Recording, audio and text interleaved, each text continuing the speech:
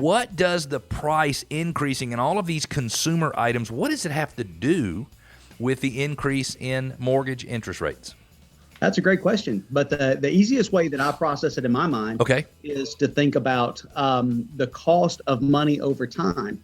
You know, if a dollar today is only worth 80 cents tomorrow, then if I'm to lend somebody a dollar, I want them to pay me back more over time to compensate for the devaluation of that dollar, because the dollar won't mean as much in my pocket once they pay me back in years to come.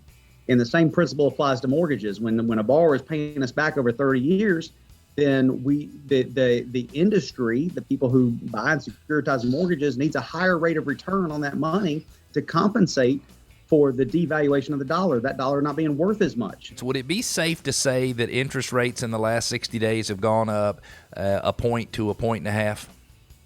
In the last 2 weeks is close to, yes, 60 days, sure. But the majority of that increase has been just in the last 2 weeks. The largest 1 week increase over a 7-day period of time since 1987 was just last week. So it's significant for sure. With interest rates rising, why wouldn't it make more sense, or does it make more sense for someone to rent a home, because there's still plenty of homes for rent in Metro Atlanta, than to buy a home? Give us your thoughts. No way. Listen, rent is 100% interest, right? You're not building any equity in any way when you're renting. And I like to tell people that you're buying a house. Are you buying your house, or are you buying your landlord's house? I saw somebody say, hey, if you rent for your entire life, you buy 3 or 4 or 5 landlord houses. That's exactly right. And you know, we could talk about those numbers, and people would say, okay, but I don't have home repairs or maintenance. I can just call when the air conditioner breaks. Okay. But what do you do when the landlord calls and says, hey, it's time to go. I want to sell. It's time You're to gone. go. I'm going to sell that house, or your rent's going up $400 a month. Rent can go up over time. Your mortgage payment cannot go up. Your taxes can go up. Your insurance can go up, but your principal and your interest can't go up unless you have an adjustable rate mortgage or something like that. So a fixed rate mortgage locks in those housing expenses. Now, a lot of people, John, have not even considered this option since probably sometime between 2000 and 2008. And that is adjustable rate mortgages. Let's talk about the pros and the cons of adjustable rate mortgages.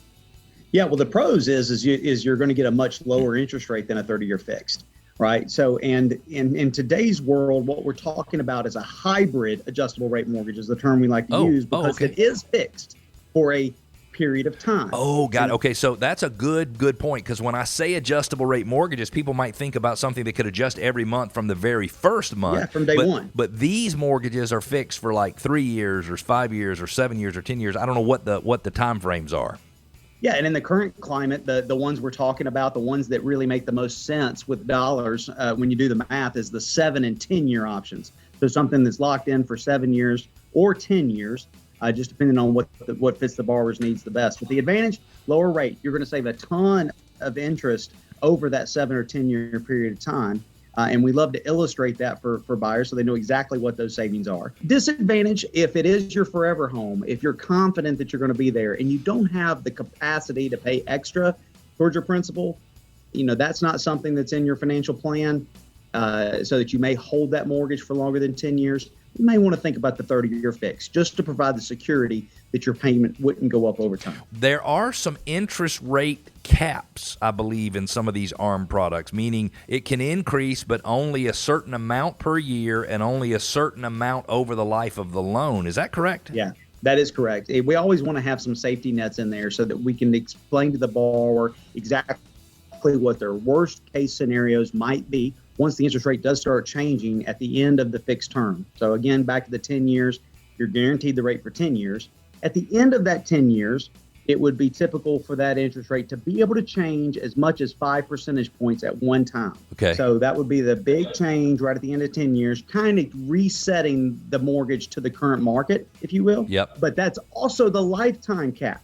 So it could never go up beyond that if it were to change that much all at one time.